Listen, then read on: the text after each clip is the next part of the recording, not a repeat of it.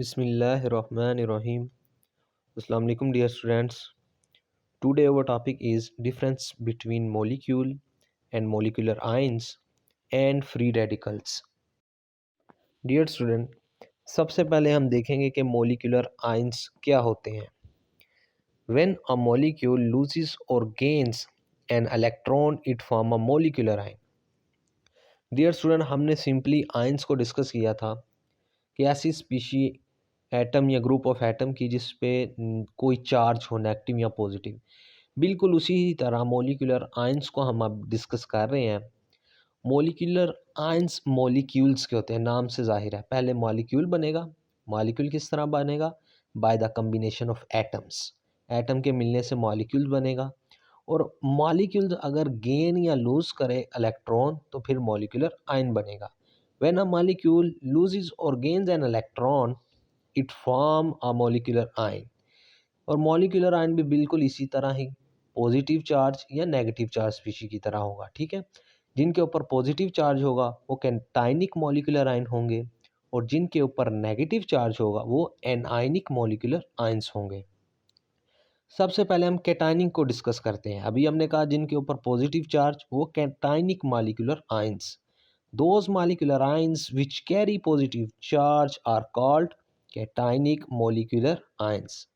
Cationic molecular ions are more abundant than anionic molecular ions. Dear students, ये जो cationic molecular ions होते हैं ना, ये more abundantly नेचर के अंदर एग्जिस्ट कर रहे होते हैं as compare to anionic molecular ions, उनकी निस्बत।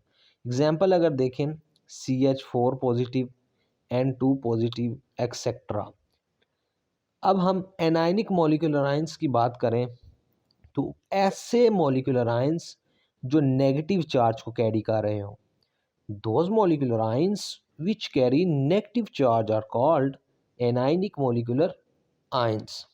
Anionic molecular ions are less abundant than cationic molecular ions.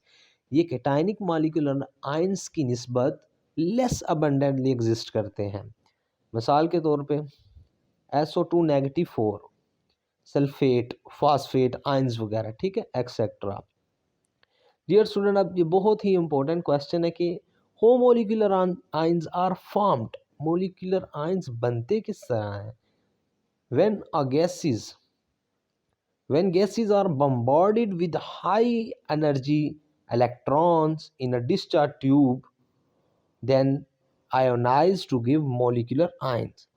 जब हम हमारे पास डिस्चार्ज ट्यूब है, हमने उसके अंदर एक गैस फिल की हुई है कोई, जब हम कोई हाई एनर्जी इलेक्ट्रॉन्स को बम्बार्ड करवाएंगे उस गैस के ऊपर तो वो आयोनाइज होंगे और उनके आयोनाइज के नतीजे पे मॉलिकुलर आयंस बनेंगे। ये थी मॉलिकुलर आयंस की फॉर्मेशन। डियर स्टूडेंट्स, अब हम डिस्कस करेंगे difference between molecule and molecular ions. Dear student, ये बहुत ही इम्पोर्टेंट, शॉर्ट और लॉन्ग भी है।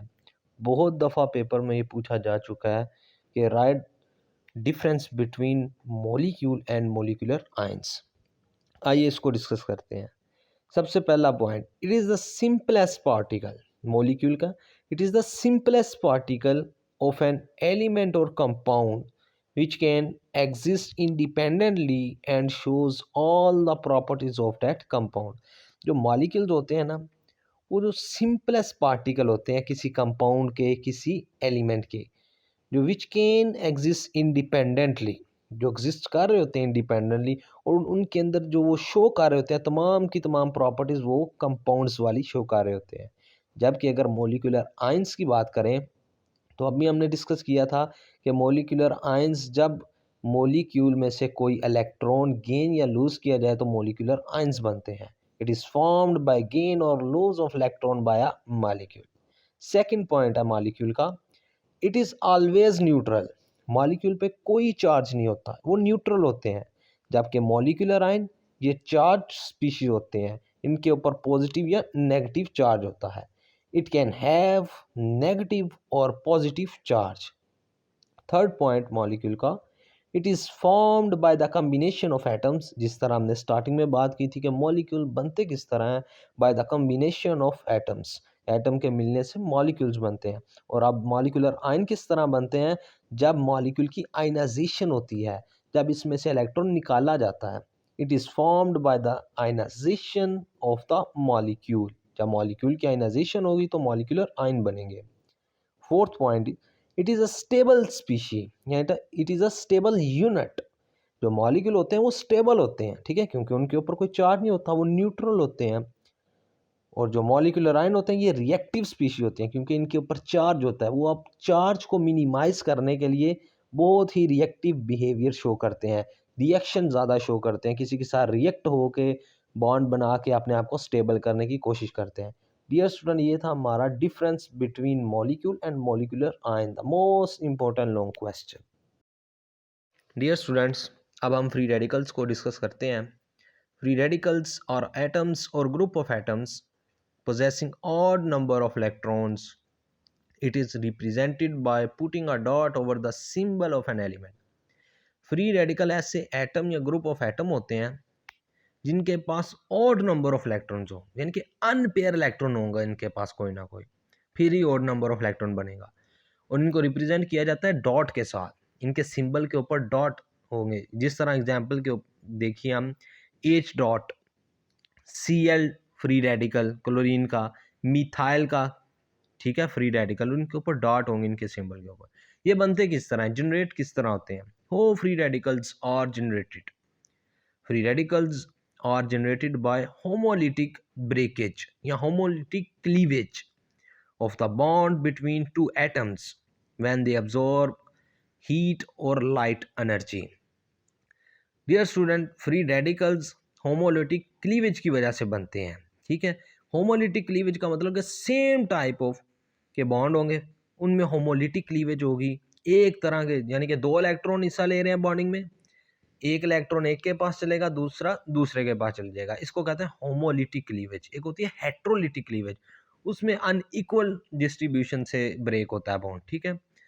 और ये क्या करेंगे, ये जो बॉन्ड होंगे ये होमोलिटिक क्लीवेज की वजह से, होमोलिटिक क्लीवेज से टूट जाएंगे जब ये अब्जॉर्ब करेंगे हीट को या लाइट एनर्जी को। क्लोरीन की एग्जांपल है, सनलाइट की मौजूदगी में इनके अंदर से बॉन्ड टूटता है, Cl बॉन्ड टूटता है और Cl फ्री रेडिकल बन जाता है, ठीक है। Why free radical are extremely reactive, और ये बहुत ही रिएक्टिव होते हैं। क्यों होते हैं? क्योंकि इनके अंदर टेंडेंसी होती है कि अपना ऑक्टेट कंप्लीट करें और खुद को ये स्टेबल बनाएं। Free radicals are extremely reactive species as it has tendency to complete its octet, क्योंकि हर चीज़ जो भी है वो स्टेबल होना चाहेगी। जो भी एलिमेंट अनस्टेबल है वो स्टेबल होना चाहेगा, जो एटम है, इसलिए ये रिएक्टिव होते हैं। और ये रिएक्टिव होने की वजह से अपने आप को स्टेबल करने के लिए किसी और स्पीशी के साथ ये रिएक्ट करते हैं और उसके साथ रिएक्ट करके अपने आप को स्टेबल कर लेते हैं। डियर स्टूडेंट्स, ये था हमारा आज का टॉपिक, जिसके अंदर हमने मॉलिक्यूल और मॉलिक्यूलर आयंस में डिफरेंस को स्टडी किया, मॉलिक्यूलर आयन और उसकी दो टाइप्स को स्टडी किया, और फ्री रेडिकल्स को स्टडी किया। I hope you understand this lecture. Thank you very much.